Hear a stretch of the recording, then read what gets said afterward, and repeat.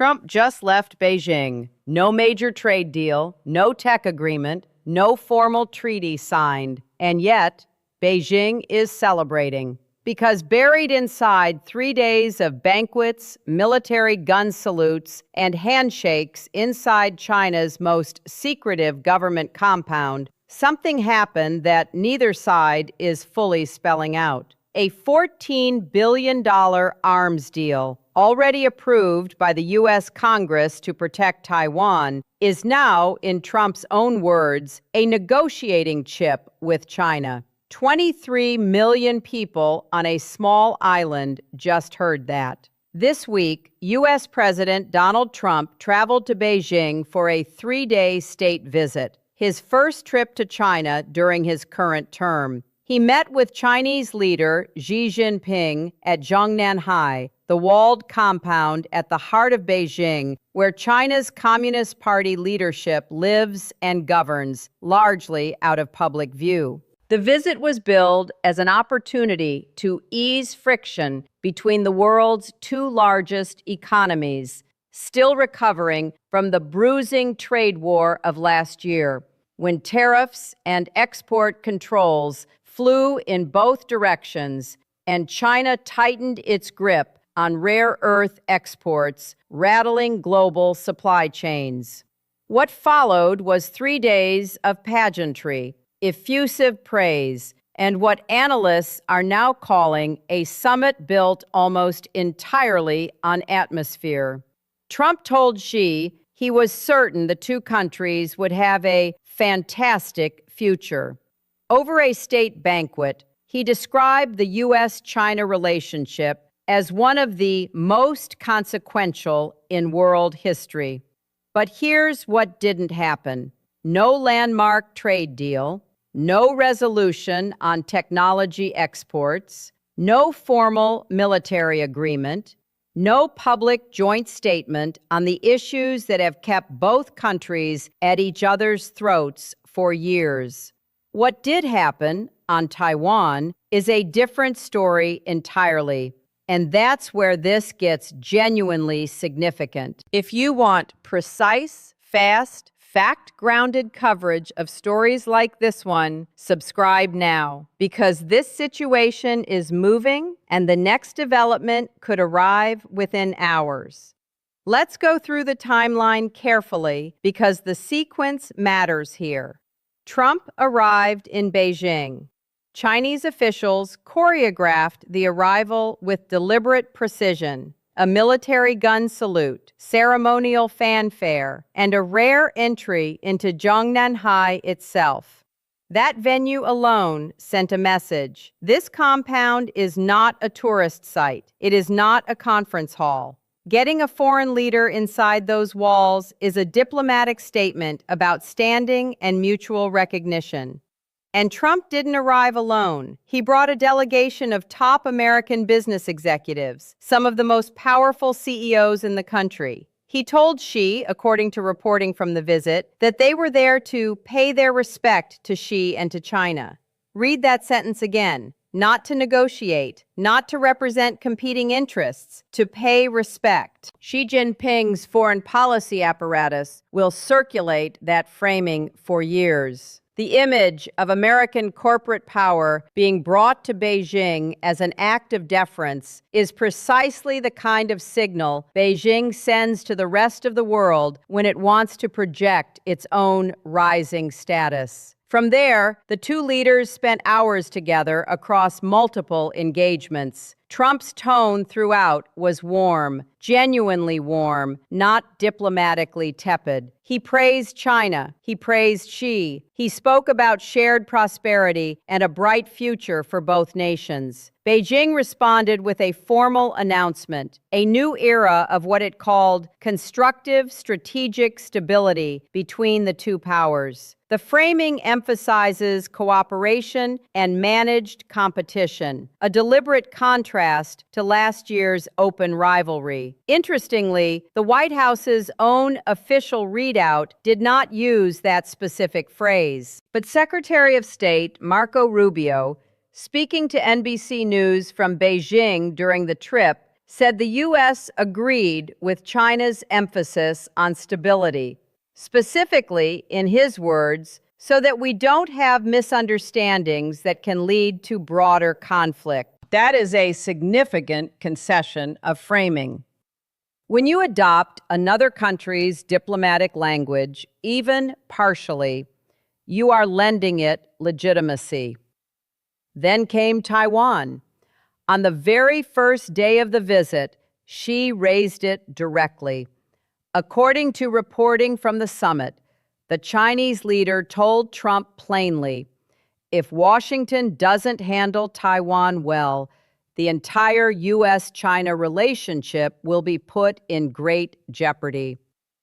Beijing considers Taiwan its territory, a position it has held since the Communist Party came to power in 1949, and opposes the United States' robust, unofficial relationship with Taipei. Xi also made a subtler point during his banquet toast. He didn't mention Taiwan by name.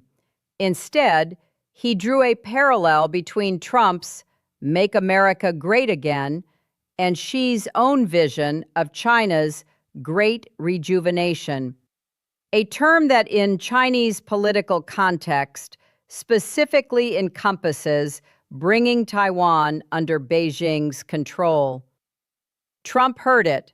He responded. Speaking to Fox News after the trip, Trump said the two leaders had talked, quote, the whole night about that issue. He leaned into China's characterization of Taiwan's ruling government, describing them as seeking independence, a framing that Taiwan's government disputes. The island's ruling party supports Taiwan's sovereignty, but as a matter of formal policy, does not seek to declare independence. And then Trump said something that will be parsed very carefully in Taipei, in Washington, and in every capital with a stake in the Pacific. He said he was, quote, not looking to have somebody go independent and did not want to, quote, travel 9,500 miles to fight a war. That is not a reaffirmation of commitment. That is the beginning of a negotiated exit ramp. And there is still no confirmed decision on whether the $14 billion arms deal Congress approved for Taiwan's defense will go forward. Here's the part nobody is talking about loudly enough. A 1982 formal U.S. assurance to Taiwan specifically states that the United States does not consult with Beijing before approving arms sales to the island. When a reporter asked Trump about that commitment this week, he responded that the 1980s was a long way. 4 words, decades of policy, gone, or at least publicly questioned. To understand the stakes here, you have to understand what Taiwan actually represents, not just symbolically, but structurally. Taiwan is home to TSMC, the Taiwan Semiconductor Manufacturing Company, which produces the majority of the world's most advanced microchips. The laptops, smartphones, servers, military hardware, and AI systems that run the modern global economy run on chips made predominantly in Taiwan. Any serious disruption to Taiwan's political status or physical security would cascade through the global economy almost immediately. That is not an abstract concern. It is the reason U.S. arms sales to Taiwan carry weight far beyond the island's population of 23 million people. They are part of a deterrence architecture designed to make the cost of any military move against Taiwan prohibitively high. When that architecture is described publicly by the sitting U.S. president as a negotiating chip, something fundamental shifts. Not necessarily in terms of formal policy. Trump told Fox News that nothing has changed about U.S. policy toward Taiwan. But policy and signal are two different things. Beijing is extraordinarily attuned to signals. And the signal sent this week that the arms deal is in abeyance, that it depends on China, is one Beijing's military and foreign policy establishment will be studying closely. There's an economic dimension here, too. Last year's U.S.-China trade war was a bruising experience for both sides. China's decision to restrict rare earth exports, materials essential to electric vehicles, fighter jets, semiconductor manufacturing, and renewable energy systems, reminded American policymakers of just how dependent the global supply chain remains on China's cooperation. The U.S. learned it too, and both sides have an incentive to avoid a repeat. A stable U.S.-China relationship is genuinely good for global markets. When the two largest economies are not actively escalating against each other, trade flows more predictably, investment moves more confidently, and commodity prices stabilize. That matters for ordinary people, for the cost of goods, for the stability of jobs tied to global supply chains, for the price of energy. But stability built on ambiguity has a cost. Specifically, it can create space for Beijing to argue that any U.S. action it doesn't like, arms sales, tech export controls, support for Taiwan, violates the constructive strategic stability framework it just announced. That framework was Beijing's formulation. The U.S. partially adopted it. The terms of what counts as a violation of that stability have not been defined. What do you think? Does this kind of summit ultimately reduce risk, or does it just defer it? Drop your take in the comments below. And there's one more thing. Chinese Foreign Minister Wang Yi, after Trump departed Beijing, told reporters that China had sensed during the meeting that the U.S. understands China's position and attaches importance to China's concerns regarding Taiwan, and, crucially, does not support or accept Taiwan moving toward independence. That is Beijing's characterization of what was communicated. Whether it reflects a formal U.S. position is unclear. But Beijing stated it publicly, on the record, immediately after the visit. That is now the version of events China is distributing to the world. Here's the detail that cuts deepest. Xi Jinping confirmed through his foreign minister that he has accepted Trump's invitation to visit the United States in the fall. Another summit, another round of FaceTime, another opportunity for Beijing to shape the framing of the relationship. The pattern is becoming visible. China didn't need a single signed agreement from this visit. It needed the visit itself. The images, the language, the deference, the ambiguity on Taiwan, all of that was the deliverable. And now there's a sequel scheduled. The question no one in Washington has publicly answered yet: who is actually setting the agenda for this relationship? In Taipei, they watched every hour of this visit. Taiwan's government has spent decades building and maintaining its relationship with the United States, navigating the careful diplomatic fiction of the One China policy, accepting limitations on formal diplomatic recognition, operating without a seat at the United Nations, all in exchange for the security backstop that American arms sales and military presence in the region provide. That arrangement has never been perfectly comfortable, but it has been consistent. There were rules to it. There was a framework. This week, that framework was openly described by the American president as a variable, something that depends on China. Consider what that means for an ordinary person in Taipei. The military equipment their government has been promised, the weapons systems that are supposed to make a Chinese military operation against the island too costly to contemplate, may or may not arrive. The President of the United States has said publicly that the decision is linked to his ongoing negotiations with Beijing. That is not a hypothetical threat. It is a structural shift in how the guarantor of Taiwan's security is framing its obligations. For Taiwanese citizens, the psychological weight of that is real. Public opinion polling in Taiwan has consistently shown that a majority of the population wants to maintain the current status quo, neither formally declaring independence nor accepting unification with China. They want normalcy.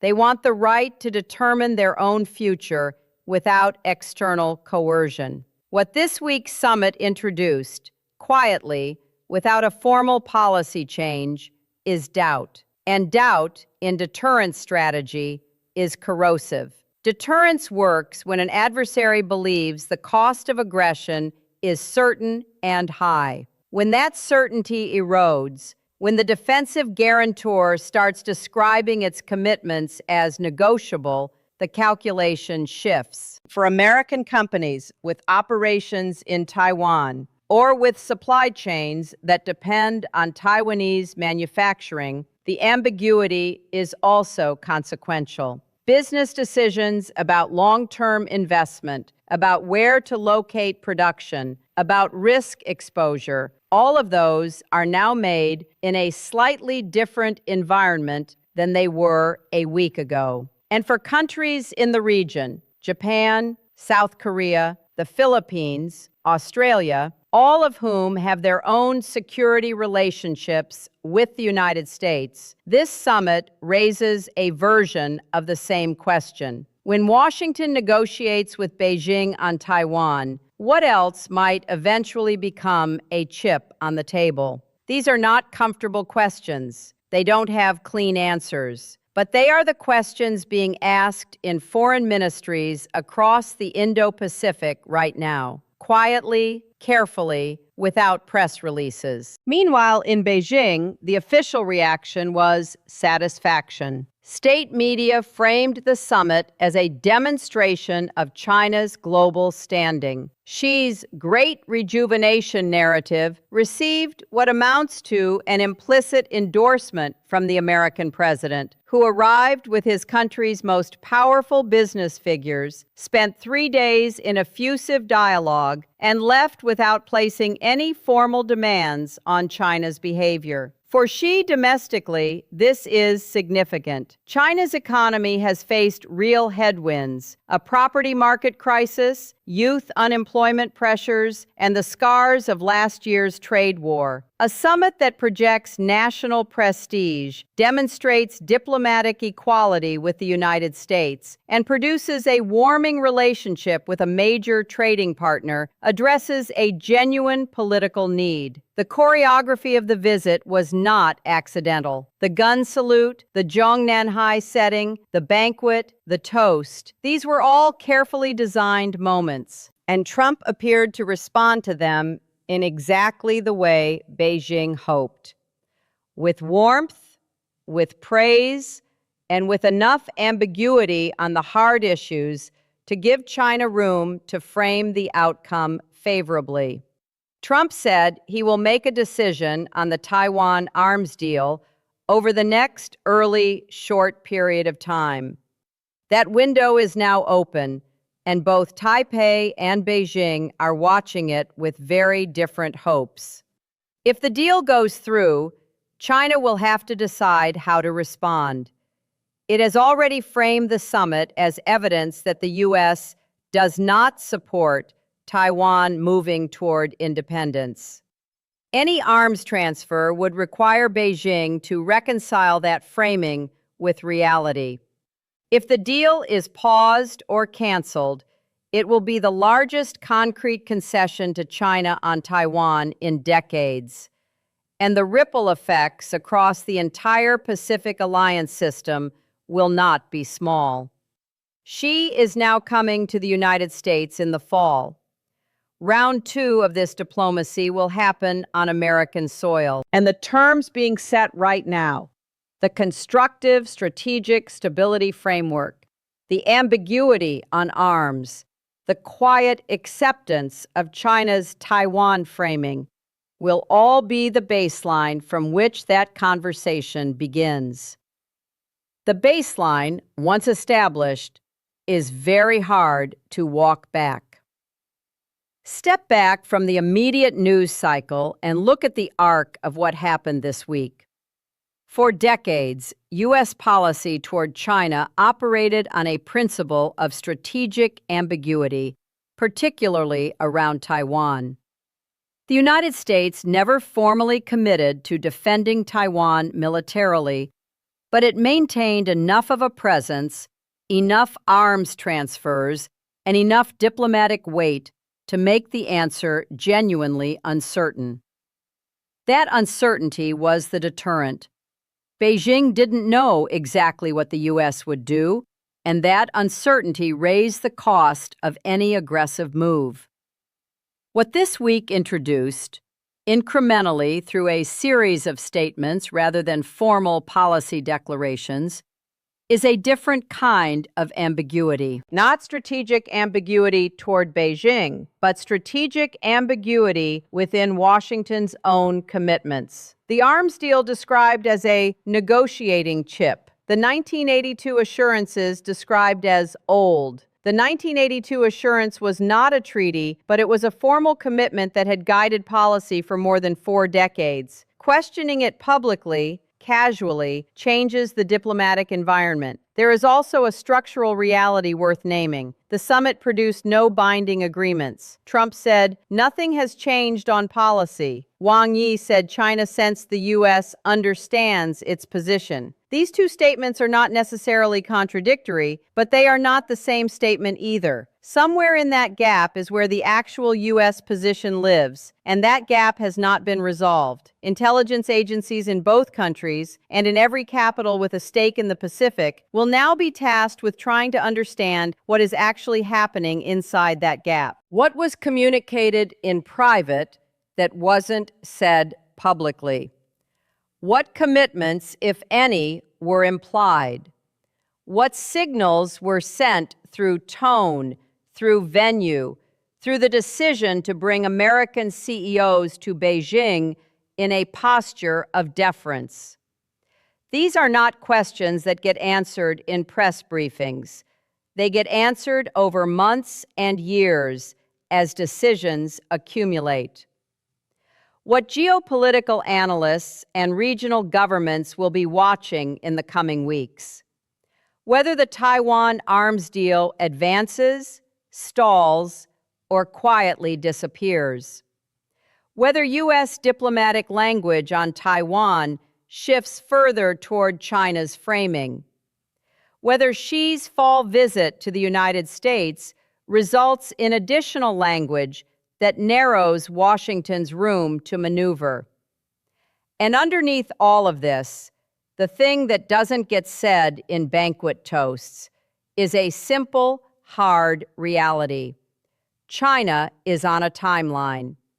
Its official target for what it calls national rejuvenation is 2049, the centennial of the Communist Party's rise to power. Absorbing Taiwan is central to that vision. Every year of diplomatic stability, every softening of the U.S. commitment, every arms deal held, quote, in abeyance, moves that timeline in a direction that Beijing finds favorable. Trump called this relationship the most consequential in world history. On that, he is not wrong. The question is whether the decisions made this week in banquet halls and on Air Force One and in the gap between official statements will look in hindsight like a turning point, or whether they'll be remembered as background noise before something larger. That answer isn't available yet. It may not be available for years, but the clock is running. This story is not finished. The arms deal decision is coming. Xi is planning a U.S. visit in the fall. And every statement made this week in Beijing is now the starting point for what comes next. What do you think? Did Trump give too much away in Beijing, or is this careful deal-making that we're not yet seeing the full picture of? Drop your read in the comments. Every perspective matters on something this consequential. And subscribe now, because when the Taiwan arms decision lands, when Xi touches down in America, when the next chapter of this story breaks, you'll want to be here first.